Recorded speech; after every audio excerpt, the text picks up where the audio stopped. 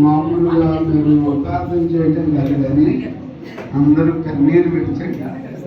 గొప్ప దైవజనుడు లక్షల మందిని లక్షల్లోకి విడిపించాడు. వాస్తవంగా వస్తా ఉంటే ఏ విధంగా ఆయన పట్టుకొని కొట్టి చంపేశారు దైవజనుడి. కానీ ఆయన శరీరాన్ని చంపారు కానీ ఆత్మను వాళ్ళు చంపలేదు. ఆత్మ తండ్రి దగ్గరికి వెళ్ళి ఎంతో మంది దైవజనులు కన్నీరు కాచి చెబుతున్నారు. ఆలోచిస్తున్నారా? ఈ కడవరి కాలంలో నేను సుధనాల్లో ఉన్నాను. ఎంతో మందిని దైవజనులను రాళ్ళతో కొట్టి చంపారు. ప్రతి గుండెగాన్ని సిరివేసి అంటే సర్వమంతా మునిసేసి చంపేశారు. ఆలోచిస్తున్నారా? ఆ దైవజనుడి కుటుంబం ఆ పాస్టర్ గారు 3 పిల్లలు ఉన్నారంట.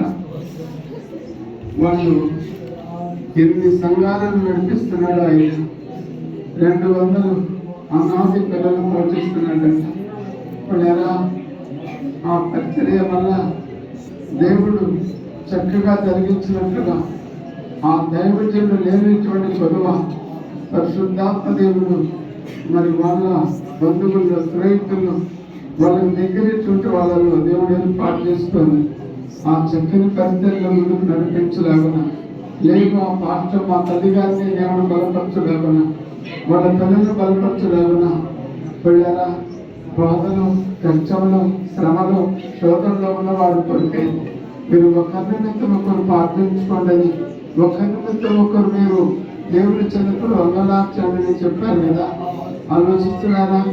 అందరూ కూడా కన్నీరు కాచి ఆ దైవ సేవకుడు వదిలిపోయినటువంటి కుటుంబం కొరకు ఆయన ఆత్మశాంతి కొరకు ప్రార్థన చేసుకుందాం. మహాపరిశుద్ధుడు అయిన మా తండ్రి, ప్రేమ కలిగిన యేసు ప్రభువా, నీ పాదాలు అడిగే వాళ్ళమే కానీ మాకేమి చేత ఉన్నాయ్యా, మాకేమి చేత కాదయ్యా. తండ్రి అయ్యా మా మాస్టర్మ ఆ 3 పిల్లలు ఎంత ఏడుస్తున్నారయ్యా, ఎంత ఏడుస్తున్నారయ్యా. వాళ్ళు ఎవరు మాకు అడుగుతారయ్యా, వాళ్ళు ఎవరు తగ్గిపడతారు తండ్రి. అయ్యా వేరే తల్లిగా వేరే తండ్రిగా వేరే గురువుగా ధైర్యంగా ఉండి వాళ్ళని ఆదుకోవాలయ్యా, వాళ్ళని ఆదరించాలయ్యా.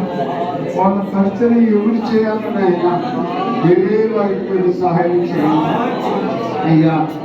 చిన్న సంఘముగా ఎవరైనా దేశ సేవకుడిని నేను మా సంఘ బిడ్డలు వార్తే బిడ్డలు అందరూ కన్నీరు కాల్చి పాదాలు పట్టుకుని నడుచున్నాం. స్వామి మీరే సహాయం చేయమయ్యా, మీరే అద్భుతాలు జరిగించమయ్యా. వాళ్ళ కొత్త వస్తువులను మీరు తెచ్చి ఆ సేవ ఇంకా తీసుకునేదానికి సహాయం చేయండి. తండ్రి గారు లేనటువంటి ప్రభువ మీ నుండే సహాయం చేయండి అయ్యా. ఈ పాదాలు పట్టుకొని నడుచు ఆ కుటుంబంలో తల్లి గారిని బిడ్డలను వాళ్ళ పరిచయను మీ చేతులకు అప్పగించుకుంటూ యేసయ్య నామములో ప్రార్థించి దీవిస్తున్నాము తండ్రి. ఆమేన్.